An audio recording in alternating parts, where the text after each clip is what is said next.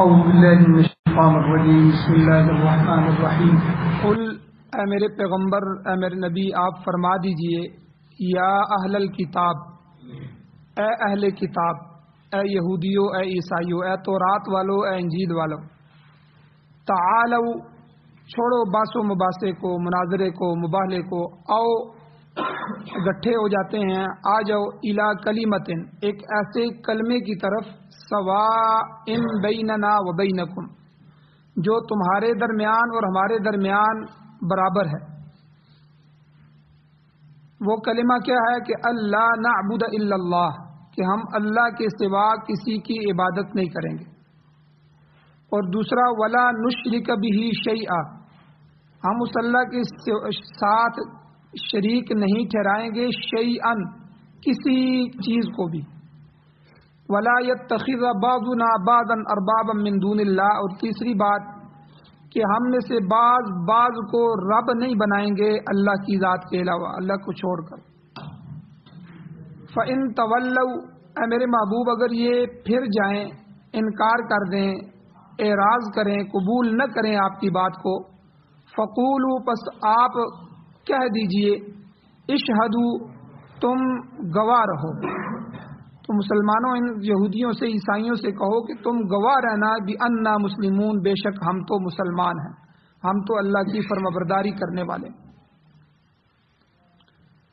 سورہ آل عمران کی آیت نمبر 64 آج کے درس میں تلاوت ہوئی ہے، آپ نے ترجمہ سنا۔ سب سے پہلے ربط آیات ہے، ان آیتوں کا پچھلی آیتوں سے ربط کیا ہے، تعلق کیا ہے۔ جیسا کہ اس سے پہلے بیان ہو چکا ہے کہ سورہ بقرہ میں جو پہلی سورت گزری ہے، سورہ بقرہ، اس میں زیادہ تر خطاب اور روئے سخن جو تھا اللہ کا، وہ یہودیوں کی طرف تھا۔ تقریباً پہلا پونا سپارہ جو ہے وہ سارا کا سارا یہودیوں کے بارے میں، ان کو ہدایات، ان کو ایمان کی دعوت، ان کی جو 40-50 خصلتیں تھیں بری، ان کا تذکرہ کیا۔ تو اسی طرح سورہ آل عمران میں زیادہ تر عیسائیوں کے عقائد باطلہ کا رد کیا گیا ہے، ان کی تردید ہے۔ اس صورت میں سورہ آل عمران میں تقریباً 83 آیات ہیں جو نجران کے عیسائیوں کے متعلق نازل ہوئی۔ ابھی یہ درس 64 نمبر آیت کا چل رہا ہے، آگے 20 آیتیں 19-20 اور بھی رہتی ہیں۔ یہ ساری جو ہے 83 آیات اللہ نے جو ہے عیسائیوں کے متعلق جو ہے نازل فرمائی، اور حضرت عیسیٰ علیہ السلام کی صفائی اللہ نے جو ہے حضرت مریم کی صفائی اللہ نے پیش فرمائی، اور اس طرح دوسرے جو مسائل ہیں آپ نے پیچھے سن لیے، وہ عیسائیوں کو مخاطب کر کے اللہ نے ان کے عقائد باطلہ کا رد فرمایا۔ اور نجران کے جو عیسائی حضور علیہ السلام سے بحث و مباحثہ کرنے کے لیے، مناظرہ کرنے کے لیے، بات چیت کرنے کے لیے نجران سے مدینہ طیبہ آئے تھے، مگر جب بات حل نہ ہو سکی تو حضور نے ان کو مباہلے کا چیلنج کیا۔ پچھلی آیات میں تفسیر آپ نے سن لی ہے کہ حضور نے کہا کہ اچھا ٹھیک ہے، اگر تم بات نہیں مانتے تو پھر حق بات کس کی ہے، تمہاری ہے یا ہماری ہے، اس پر مباہلہ کرتے ہیں۔ تم اپنی اولادوں کو لے آؤ، ہم اپنی اولادوں کو لے آتے ہیں، تم اپنی جانوں کو پیش کرو، ہم اپنی جانوں کو، تم اپنی مستورات کو لے عورتوں کو، ہم اپنی عورتوں کو لے آتے ہیں۔ فنجعل لعنۃ اللہ علی الکاذبین، پھر ہم جھوٹوں پر لعنت کرتے ہیں کہ اے اللہ، ہم میں سے جو گروہ جھوٹا ہے اس پر تو اپنی لعنت بھیج، اسے اپنے عذاب میں گرفتار کر۔ تو بہرحال وہ سمجھ گئے کہ یہ اللہ کے نبی ہیں، اور اگر ہم مباہلے کے لیے میدان میں آ گئے تو ہم تباہ و برباد ہو جائیں گے، دنیا میں کوئی عیسائی باقی نہیں بچے گا۔ اس لیے انہوں نے جزیہ ادا کیا اور کہا کہ ہم آپ کو سالانہ جزیہ دیں گے، اور اس پر رضامندی ہو گئی اور صلح ہو گئی اور واپس چلے گئے۔ تو اب اہل کتاب کے ان دونوں گروہوں کے جو تورات والے ہیں یا انجیل والے ہیں، ان کے جو عقائد باطلہ ہیں، غلط عقائد ہیں، اللہ نے ان کی بےخونی کی ہے، ان کو جڑ سے اکھاڑا ہے، اور دلائل کے ساتھ اللہ نے ان کا رد کیا۔ آج کی آیت میں یہود اور نصارہ دونوں کو مخاطب کر کے عقیدہ توحید کی دعوت دی جا رہی ہے، جو کہ اسلام کا بنیادی عقیدہ ہے، بلکہ اسلام کا نہیں بلکہ تمام ادیان جتنے بھی انبیاء آئے وہ عقیدہ توحید کو لے کر آئے۔ یاد رکھیں قرآن مجید میں جگہ جگہ ہر تیسری چوتھی پانچویں آیت کے بعد اللہ جل شانہ شرک سے منع کر رہے ہیں، عقیدہ توحید کی دعوت دے رہے ہیں۔ اور اسی طرح دوسرا مضمون تقوی کا ہے کہ اللہ پاک قرآن مجید میں بار بار تقوی اختیار کرو، میری ذات کا خوف کھاؤ، ڈر جاؤ اور میرے سامنے کھڑے ہونے کو یاد رکھو، اور میں تم سے حساب کتاب لوں گا اس منظر کو یاد رکھو، قیامت کے دن کو یاد رکھو۔ تو یعنی تقوی کا تو یہاں بھی ارشاد ہوتا ہے عقیدہ توحید کے لیے، اللہ کہتے ہیں قل، اے میرے نبی، اے میرے پیغمبر حضور علیہ السلام کو مخاطب کر کے کہا گیا، آپ ان کو کہیں، آپ اعلان کریں، یا اہل الکتاب، اے اہل کتاب، اے تورات کے ماننے والے یہودیوں، اے انجیل کے ماننے والے عیسائیوں، دونوں گروہ، چونکہ یہ دونوں گروہ کفر اور شرک میں مبتلا ہو چکے تھے، اور ان کے اصل مذہب تھے جو انبیاء کے تھے، حضرت موسیٰ علیہ السلام تورات لے کے آئے، حضرت عیسیٰ علیہ السلام انجیل لے کے آئے، یہ اپنے نبیوں کی اصل تعلیمات سے منحرف ہو گئے تھے اور اپنی کتابوں میں انہوں نے رد و بدل کر دیا تھا، تبدیلی کر دی تھی، تحریف کر دی تھی۔ تو اس لیے یہودیوں نے حضرت عیسیٰ علیہ السلام کی تکذیب کی اور کفر کے اندر چلے گئے، انہیں ایذا پہنچائی، کفر کا ارتکاب کیا، اور حضرت عزیر علیہ السلام کو اللہ کا بیٹا بنایا تو کفر کے اندر چلے گئے۔ اسی طرح عیسائی، دوسرا طبقہ عیسائیوں کا تھا دنیا میں، تو عیسائیوں نے عیسیٰ علیہ السلام کو الوہیت کا درجہ دے دیا، خدا کی صفات ان میں لے کے آ گئے، تو انہوں نے شرک کو اختیار کر لیا۔ اور اس زمانے میں عیسائی اور یہودیوں کے علاوہ جو بڑا مذہب تھا وہ ایران کے آتش پرست مجوسی تھے، مجوسی۔ روم اور فارس بڑی طاقتیں تھیں، دو دنیا کی بڑی طاقتیں۔ ایک روم تھا جو مغرب میں تھا، یہ عیسائیوں کی حکومت تھی۔ فارس جو ہے یہ ایران اور یہ سارے ہمارے علاقے جو تھے یہ فارس کے زیر کنٹرول تھے، اور یہ آتش پرست تھے۔ تو ایران جو ہے بیسیکلی بنیادی طور پر پرانا جو ان کا مذہب تھا وہ آگ کو پوجنے کا مذہب تھا، اس لیے روایات میں آتا ہے کہ 1000 سال تک انہوں نے آگ کو بجھنے نہیں دیا۔ آگ کو وہ رب کہتے تھے، آگ کی عبادت کرتے تھے، آگ ہمارا خدا ہے، تو اس کو جلاتے رہے۔ تو حضور علیہ الصلوۃ والسلام کی آمد کے، پیدائش کے جو معجزات علماء نے ذکر کیے ہیں، تو حضور کی آمد کا ایک معجزہ یہی ہے کہ جہاں روم کے اور جو ہے کیسر و کسرا کے جو محلات تھے ان کے بڑے بڑے کینگرے وہ اوپر سے گر گئے، اور وہ حیران ہوئے کہ ان کو کیا ہو گیا۔ تو وہاں حضور کی آمد کا ایک معجزہ یہ بھی ہوا کہ وہ 1000 سال سے جلنے والی آگ اچانک بجھ گئی۔ بڑے پریشان ہوئے کہ دنیا میں کیا واقعہ ایسا پیش آ گیا ہے کہ ہماری یہ آگ بجھ گئی۔ تو بہرحال یہ تیسرا مذہب تھا اہل کتاب کے علاوہ ایران کا جو آتش پرست مجوسی تھی۔ اور چوتھے بڑے مشرک تھے عرب کے مشرکین۔ عرب کے لوگ جو تھے، پورا عرب جو تھا، یہ پوری پٹی عرب کی یہ ایک ہی تھی، اور یہ اپنے آپ کو دین ابراہیمی پر کہتے تھے، کہتے ہیں ہمارے جد امجد حضرت ابراہیم علیہ السلام ہیں، ہم تو ان کے دین پر ہیں۔ تو حالانکہ حضرت ابراہیم علیہ السلام کے دین کو انہوں نے بگاڑ کے جو ہے بت پرستی شروع کر دی تھی۔ ابراہیم علیہ السلام تو بتوں کو توڑنے کے لیے آئے تھے، انہوں نے تو بتوں کو توڑا تھا، اور انہوں نے بت بنا کر اللہ کے گھر بیت اللہ کے اندر بھی رکھ دی، اور ان کی پوجا، یہ رزق دینے والا بت ہے، یہ فلاں خدا ہے، یہ فلاں خدا ہے، یہ حاجتیں پورے کرنے والا ہے، یہ مشکل کشا ہے، اس کے اوپر جا کر منتیں مانو تو یہ فلاں چیز دینے والا ہے۔ تو یہ سارے عقیدے جو ہے مشرکین مکہ کے تھے۔ تو بہرحال جب نزول قرآن ہوا، قرآن کے نزول کے زمانے میں کوئی اکا دکا آدمی ہی ملت ابراہیمی پر چلنے والا تھا، ورنہ سب کے سب کفر اور شرک کے ظلمات میں ٹھوکریں کھا رہے تھے اور کفر کے اندھیروں میں چل رہے تھے۔ ان حالات میں اللہ تعالیٰ نے اپنے پیغمبر نبی آخر الزمان صلی اللہ علیہ وسلم سے اہل کتاب کو کہلوایا، اعلان کروایا کہ قل یا اہل الکتاب، اے اہل کتاب، تعالوا الی کلمۃ، دیکھو بات چیت بھی ہم نے کر لی، میں نے تمہیں دلائل بھی دے دیے، عقیدہ توحید بھی تمہیں سمجھا دیا، پھر بھی تم عیسیٰ علیہ السلام کو اللہ کا بیٹا مانتے ہو، پھر بھی تم شرک کے اندر ڈوب رہے ہو، تو چلو ہم اتفاق کر لیتے ہیں ہم ایک کلمے پر جمع ہو جاتے ہیں, جو ہم میں اور تمہارے درمیان سوائم بیننا و بینکم, ہمارے درمیان اور تمہارے درمیان مشترک ہے, ایک ہی کلمہ ہے, ہم بھی وہ کہتے ہیں تم بھی وہ کہتے ہو, ہمارے تمہارے درمیان برابر ہے, مسلم ہے. اس بارے میں تورات, انجیل اور قرآن کی بات مساوی ہے, اور وہ مسئلہ کون سا ہے؟ وہ مسئلہ توحید ہے. تو یعنی یہ ہم سب کا مشترکہ مسئلہ ہے. تمہاری اصل کتاب اور عیسائیوں کی اصل کتاب, یہودیوں کی اصل کتاب اور مسلمانوں کی اصل کتاب قرآن مجید, یہ سب ایک ہی عقیدہ توحید کی دعوت دیتے ہیں. چلو اس بات پر ہم اکٹھے ہو جاتے ہیں.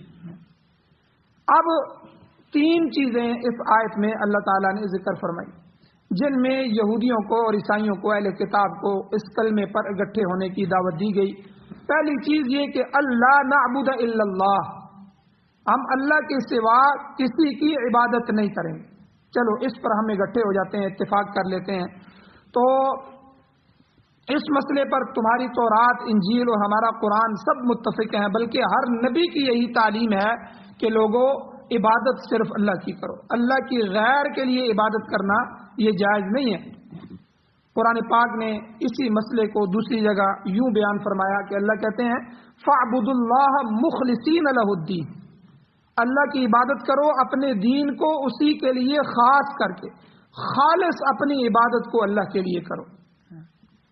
اور ہر نبی نے ہر زمانے میں اپنی قوم کو آ کر کہا, قرآن مجید کہتا ہے یا قومی, اے میرے قوم, اعبدوا اللہ, اللہ کی عبادت کرو, ما لکم من الہ غیرہ, اس کے سوا کوئی عبادت کے مستحق نہیں. کسی کا منہ ایسا ہے, کسی کی ذات ایسی ہے کہ جس کے لیے سجدہ کیا جائے, جس کے سامنے جھکا جائے, جس کے سامنے اپنی نظر و نیاز کو پیش کیا جائے, جس کے سامنے عبادات کی جائے, اللہ کی ذات کے علاوہ کوئی ایسی ذات نہیں ہے, نہ کوئی اس کا مستحق ہے, نہ کسی کا ایسا منہ ہے کہ جس کے لیے عبادات کی جائے.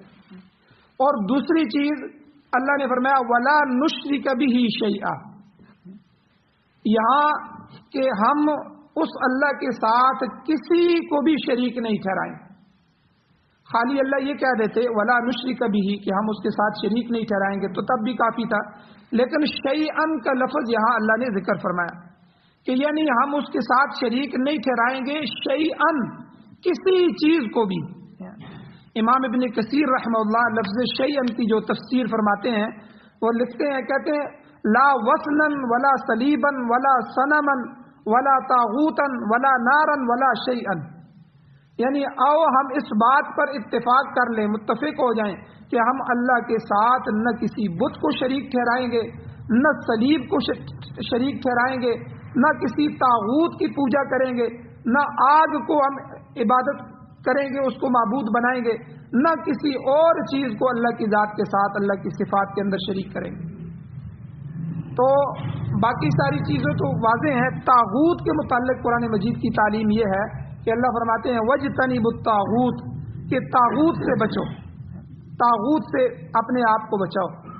شاہ عبد القادر محدث دہلوی رحمۃ اللہ علیہ نے طاغوت کا معنی ہڑدنگا کیا. ہڑدنگا پرانی ہندی ہے, تو ہڑدنگا جو ہے یہ اس شخص کو کہتے ہیں جو کسی کے بنانے سے نہیں بلکہ خود بخود چودھری بن جائے, خود بخود آگے آ جائے, میں تمہارا بڑا ہوں, میری عبادت کرو, مجھے پوجو. تو یہ شیطان کی خصلت ہے. تو اللہ نے یہاں فرمایا کہ بلکہ جتنی بھی باطل طاقتیں ہیں, کفری طاقتیں ہیں, وہ یہی دعویٰ کرتی ہیں ہم بڑے ہیں. جیسے مرزا قادیانی کو دیکھو, مرزا قادیانی آیا تو اس نے دعویٰ کیا کہ دیکھو میں مسیح موعود ہوں, میں عیسیٰ علیہ السلام ہوں, مجھے اللہ نے کہا تھا کہ دوبارہ میں نازل کروں, میں امام مہدی ہوں. پھر کرتے کرتے اس نے آخر میں نبی کا دعویٰ کر دیا, میں نبی ہوں حضور کے بعد. تو یعنی یہ ہڑدنگے ہیں سارے, یہ سارے طاغوت ہیں. تو وَاجْتَنِبُوا الطَّاغُوتَ, تو اللہ نے فرمایا ان سب طاقتوں سے, جتنی باطل طاقتیں ہیں جو طاغوت کے اندر ہیں, ان سب سے بچو, ان کی دعوت سے بچو. تو مقصد یہ ہے کہ اہل کتاب کو دعوت دی گئی کہ آؤ ہم سب مل کر عبادت اللہ ہی کے لیے مخصوص کر دیں. چنانچہ ہر مومن آدمی ہر نماز کی ہر رکعت میں اس بات کا اقرار کرتا ہے کہ اے مولا کریم ایاک نعبد, ہم تجھ ہی کو عبادت کے ساتھ مخصوص کرتے ہیں. لا نعبد غیرک, یعنی کیا مطلب کہ ہم تیرے سوا کسی کی عبادت نہیں کرتے, تیرے سوا کوئی عبادت کا مستحق ہی نہیں ہے۔ اب اصل عقیدہ تو یہی ہے، اور سارے انبیاء کا یہی عقیدہ تھا، اور ساری کتابوں ساری شریعتوں میں یہی عقیدہ رہا ہے۔ لیکن جو ہی نبی دنیا سے گئے اس کے بعد قومیں تباہ ہوتی گئیں، قوموں نے غلط عقائد بنا لی۔ اب دیکھیں عیسائیوں نے اقنوم ثلاثہ کا عقیدہ گڑھا، یعنی باپ، بیٹا اور روح القدس، یعنی تین مل کر ایک خدا بنتے ہیں، یا پھر تینوں الگ الگ خدا ہوتے ہیں۔ یعنی یہ سب بناوٹی عقیدے ہیں، عجیب ملغوبہ ہے، بالکل مشرکانہ عقیدہ ہے۔ نہ تو تینوں خدا ہیں نہ تینوں ایک ہیں، یعنی عجیب قسم کا عقیدہ۔ قرآن نے بھی کہا کہ وہ کہتے ہیں کہ ثالث ثلاثہ، کہ تینوں میں سے ایک ہے۔ تو یعنی یہ بالکل یہ باتیں پولس جو ہے یہ یہودی تھا، یہ عیسائی بنا حضرت عیسیٰ علیہ السلام کے 250-300 سال بعد۔ اس نے یہ سارے غلط عقیدے عیسائی بن کے عیسائیت کے اندر جو ہے وہ داخل کیے، ورنہ انجیل کی تعلیم یہ نہیں تھی، انجیل کی تعلیم کے تو یہ خلاف ہے۔ پھر ایک عقیدہ ہندوؤں کا اور مشرکین کا ہے۔ ہندو کہتے ہیں کہ خدا تو ابھی نہیں آئے گا، لیکن خدا کا اوتار ہے، یعنی اس کا مظہر کوئی نہ کوئی ہوتا ہے۔ وہ کہتے ہیں یہ جو ہم نے بت بنائے ہوئے ہیں تو ہمیں پتہ ہے کہ جو ہے خدا نہیں ہے، لیکن خدا کا اوتار اس میں آ جاتا ہے، یعنی خدا اپنے آپ کو ان کے اندر داخل کر دیتا ہے۔ تو عیسائیوں کا بھی عقیدہ ان سے ملتا جلتا ہے ہندوؤں سے، کہ خدا کسی انسان کے روپ میں آ کر ظاہر ہوتا ہے، اسی طرح وہ شخص اوتار یا مظہر خدا کہلاتا ہے۔ اب دیکھیں اسی لیے کہیں مریم پرستی ہو رہی ہے، حضرت مریم رضی اللہ تعالیٰ عنہ کی تصویریں انہوں نے گرجوں میں لگا رکھی ہیں اور ان کی تعظیم کرتے ہیں، ان کو مادر خدا کہتے ہیں، یہ خدا کی ماں ہے، اور ان کے نام کی نظر و نیاز پیش کرتے ہیں۔ وہ اپنے گرجوں میں جاتے ہیں، ان کے سامنے ہاتھ باندھتے ہیں، ان سے منت مانتے ہیں کہ اے خدا ہماری فلاں حاجت پوری کر دے، اور ان کی اسی طرح تعظیم کی جاتی ہے جس طرح اللہ کی تعظیم کرنی چاہیے۔ یاد رکھیں کہ جس طرح اللہ کی تعظیم ہے اس طرح کسی اور کی تعظیم کرنا جائز نہیں ہے، یہ شرک کے اندر داخل ہو جائے گی۔ اور جو موجودہ عیسائی ہیں، ہمارے زمانے کے عیسائی ہیں، ان میں ایک اور شرک بھی ہے، پاپائیت کا۔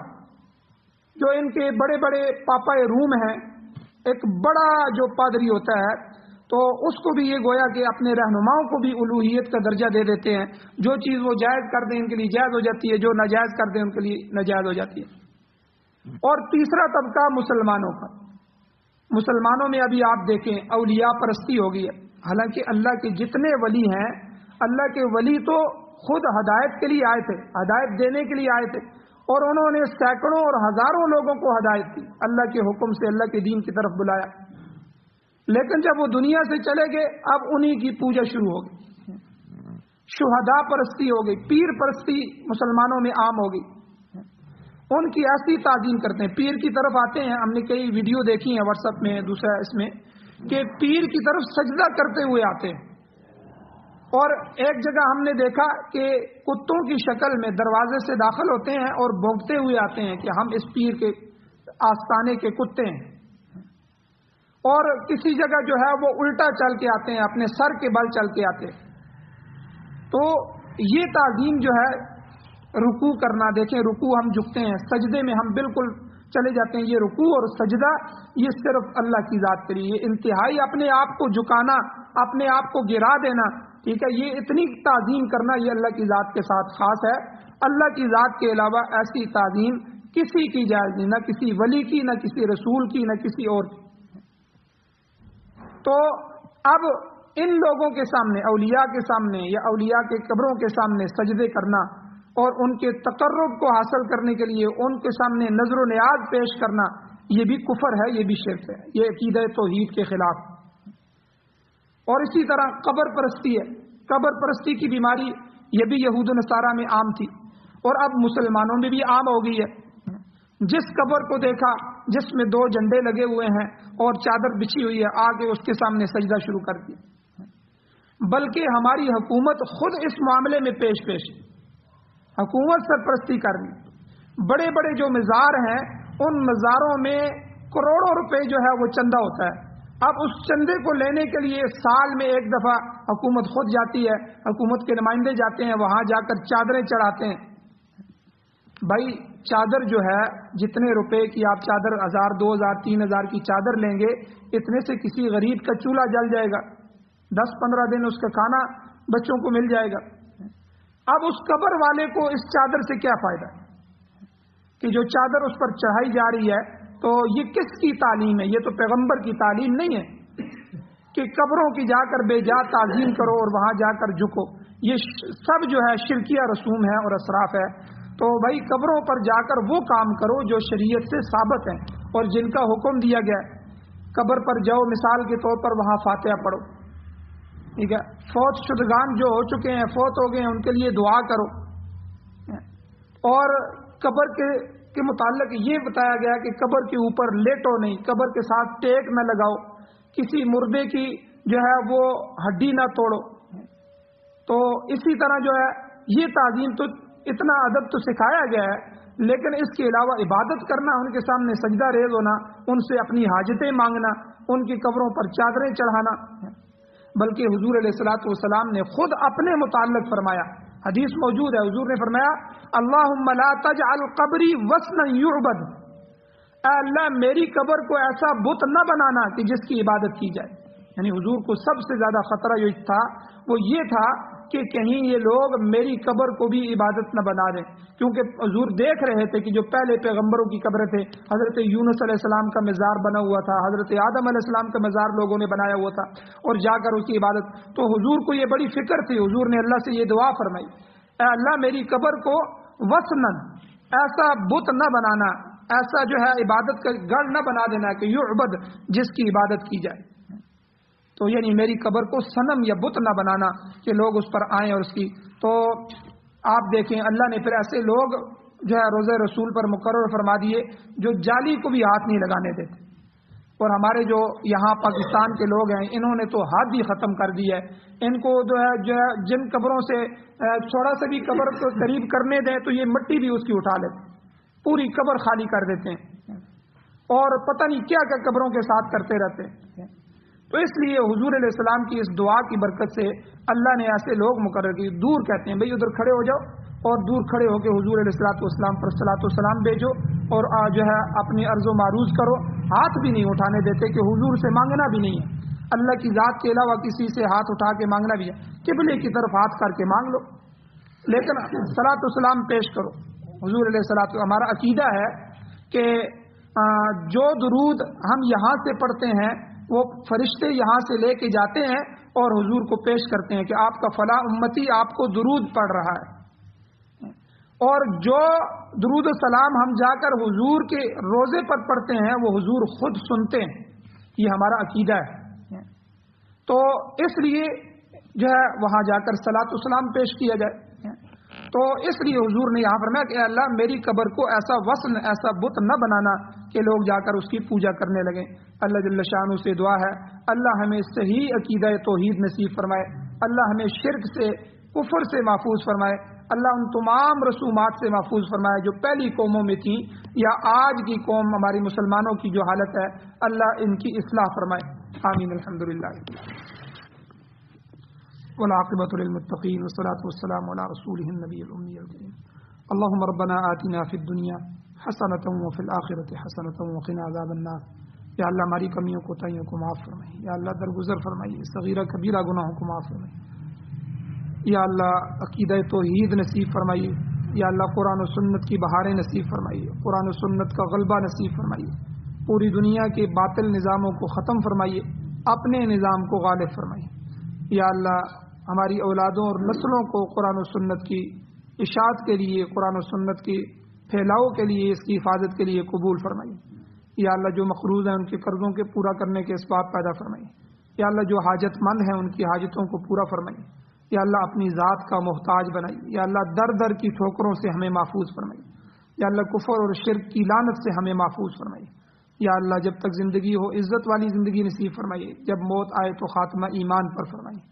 صلی اللہ تعالی علی خیر خلقہ محمد وآلہ وصحبہ اجمعین برحمتک یا ارحم